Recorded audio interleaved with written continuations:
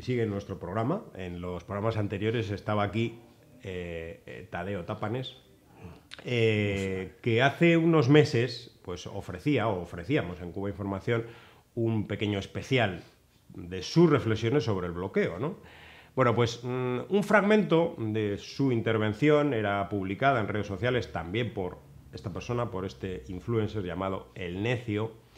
Y en ese pequeño fragmento, Tadeo decía: Cuba no es el comunismo, Cuba es un país bloqueado por Estados Unidos. Bueno, era un fragmento muy pequeño. Él quería decir que el comunismo, primero, no ha existido en ningún país del mundo, y que Cuba lo que trata es de construir el socialismo en las peores condiciones. Lo que trata es de sobrevivir en un bloqueo económico. Pero si no funciona, ¿por qué se empeñan tanto en bloquearlo? Él decía eso. Bueno, las contestaciones desde la derecha y desde la ultraderecha y desde Miami, la mayoría, si uno se fija, son bots, son robots, es decir, son maquinarias, una persona o un pequeño colectivo pagado con un montón de teléfonos móviles, posiblemente 20, 30, 40, 50, 100, con diferentes cuentas, que si uno lo ve, casi todas son cuentas que tienen 20 seguidores o 5 seguidores,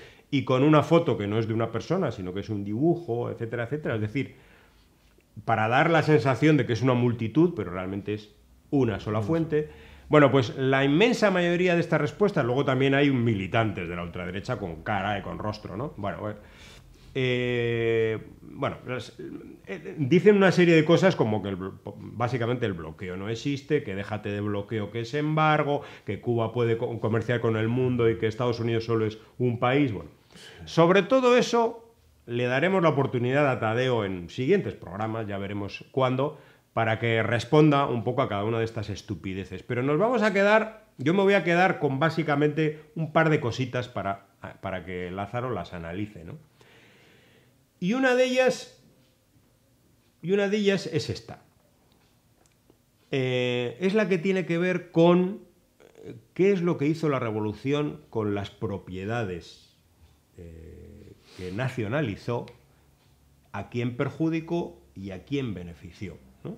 Ahora que estamos en Navidad y que desde por ejemplo, un cristianismo progresista se defiende una iglesia de los de abajo, de los pobres, de la defensa de los humildes, etcétera. ¿Qué es lo que defienden todos estos odiadores? Les leo algunas intervenciones, que todas van en el mismo camino. Un tal John dice: el bloqueo es por todas las empresas que el comunismo le robó a los gringos. Él está justificando el genocidio que significa el bloqueo. Este no lo niega, este lo justifica, porque dice que le quitaron unas empresas a unos tíos ricos de Estados Unidos. María Camila Mesa, esta no es un bot, esta es una persona real, vive en Colombia y nos dice: lo que Cuba tiene es un embargo que surgió del robo que hizo Castro de las propiedades, empresas, negocios, y eso no fue para el Estado, fue para su riqueza personal. Oigan eso. Averigüe. Luego hizo lo mismo con todos los cubanos, los dejó sin nada. Bueno, pues esto a mí me gustaría contrastarlo con lo que ocurría hace 65 años. 65 años, en aquella Nochebuena, Fidel Castro, que expropió, que robó, según esta señora, que robó a unos empresarios de Estados Unidos. ¿Con quién celebraba la Nochebuena? Eso fue un símbolo, ¿no? Un símbolo, una imagen de lo que representaba aquel gobierno revolucionario.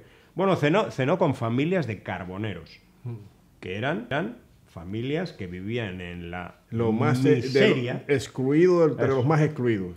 Y todas las políticas del país, incluidas las nacionalizaciones de empresas, fueron dirigidas precisamente a beneficiar a todos esos sectores. A los sectores que, por ejemplo, que no podían pagar el alquiler en La Habana, en las ciudades, las personas que eran analfabetas, las personas que no tenían ni luz eléctrica, que no accedían a la escolarización de sus niños y niñas. Es decir, fue una revolución por los humildes y para la gente que vivía en la pobreza más extrema, los primeros. Sin embargo, hoy, cuando estas personas tratan de justificar el bloqueo económico, lo que están poniéndose es en el lugar de los privilegiados del momento, los que acumulaban centenares de viviendas, tierras, y muchos de ellos además ni siquiera eran cubanos, eran norteamericanos, estadounidenses. Qué curioso, ¿no? Sí, curioso que hayan gente nacida en Cuba que se posicionen a favor del imperialismo de los Estados Unidos. Gente que parece ser que no pasaron, o si pasaron, si fueron a un colegio, fueron de pasada, siguieron de largo, no entraron a la escuela. Porque, hay que decir, en primer lugar, que las nacionalizaciones que siempre van ahí los ignorantes, las personas que no tienen capacidad de pensar, pero sobre todo basándonos en la realidad. Las nacionalizaciones fueron llevadas a cabo con apego a la Carta de las Naciones Unidas, apegado al derecho internacional y sobre todo apegado a las leyes cubanas, a la Constitución cubana. Sí, la Constitución del 40, que siempre también la saca. O sea, apegado a la Constitución cubana, repetimos, apegado al derecho internacional y a la Carta también de las Naciones Unidas, se llevaron a cabo las nacionalizaciones. ¿Por qué? Porque explotaban de forma cruel al pueblo, empobrecían al país y beneficiaban a un país rico como Estados Unidos.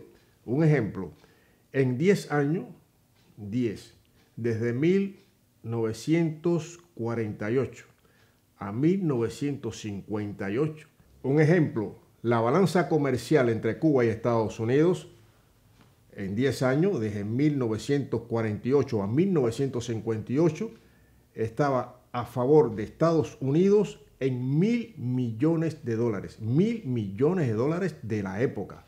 Eso es un ejemplo.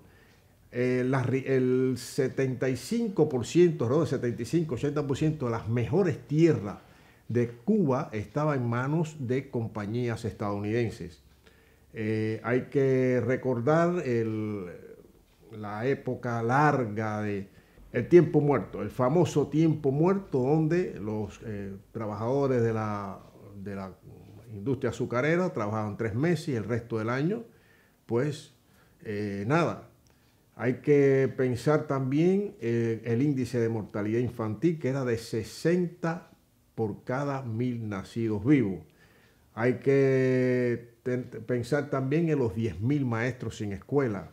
Hay que pensar también que la mayoría de los hospitales privados estaban en La Habana, la mayoría. En las zonas rurales, si acá un hospital y sin cama, o sea, una calamidad.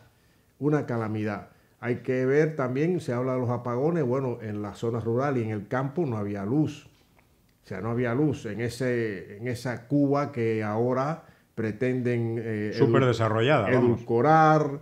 Sí, súper desarrollada. Bueno, hablando de desarrollo, hay que decir que en realidad Cuba, antes del 1 de enero de 1959, era uno de los países más pobres de América Latina y uno de los más pobres a nivel mundial. Esa es una realidad. Entonces, sacan cifras macroeconómicas de la Cuba, lo ponen como la Cuba de un país rico, un país desarrollado. No es así. No es así. Esa es una de las grandes manipulaciones y justifican todo esta política criminal de bloqueo porque Cuba nacionalizó propiedades de Estados Unidos. Pero es que hay que ser un mal cubano, hay que ser un apátrida para defender, o sea, posicionarse al lado de la burguesía, del criminal. Hay que ver lo que era la iglesia esa y el clero, a favor de quién estaba, a quién defendía, a quién protegía.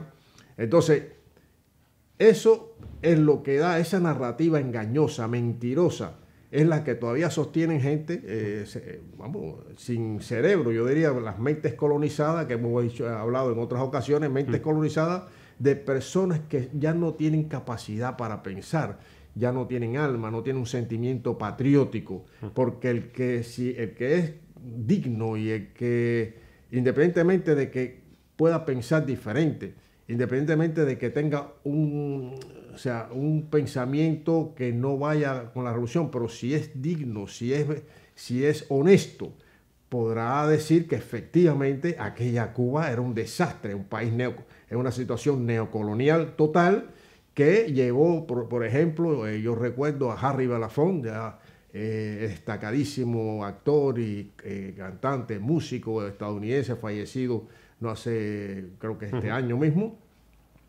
decía que fue a Cuba varias veces y él no vio democracia. Sí, habían varios partidos, pero no había democracia. Lo que yo vi, dijo en su momento Harry Belafonte, fue mucha miseria y racismo y miseria y opresión. Eso dijo Harry Belafonte. Y no le faltó razón, era una realidad. Y hay que decir además que hubo una oferta de indemnización. Ahí va, José, o sea, ahí va. Pero la rechazaron, bueno, o mejor dicho, el gobierno de Estados Unidos obligó a esas grandes empresas de Estados Unidos a no aceptarla, porque posiblemente algunas lo habrían aceptado. Sí, pero ¿por qué no aceptaron? Hay una cuestión. Cuba ha planteado en varias ocasiones sentarse con Estados Unidos para ya resolver este problema. ¿Por qué sí fue posible indemnizar, por ejemplo, a empresas españolas, de Francia, incluso de Canadá? ¿Y por qué Estados Unidos no? Porque en primer lugar, Cuba lo exige cualquier gobierno independiente, soberano, es no injerencia en los asuntos internos, soberanía y un trato de igual a igual. Un trato de igual a igual. Estados Unidos no, pero no solo eso, Estados Unidos no se ha sentado a negociar estas cuestiones porque tiene la esperanza de apoderarse de Cuba. Desde el primer momento, él no se ha sentado porque cree que puede volver a retomar su dominio político, económico, en la Cuba en esta Cuba revolucionaria. Eso fue a ser imposible, pero una vez que ellos piensan, es el pensamiento imperialista de apoderarse de Cuba, saben, tienen ya diseñado el restablecer su dominio hegemónico en la región.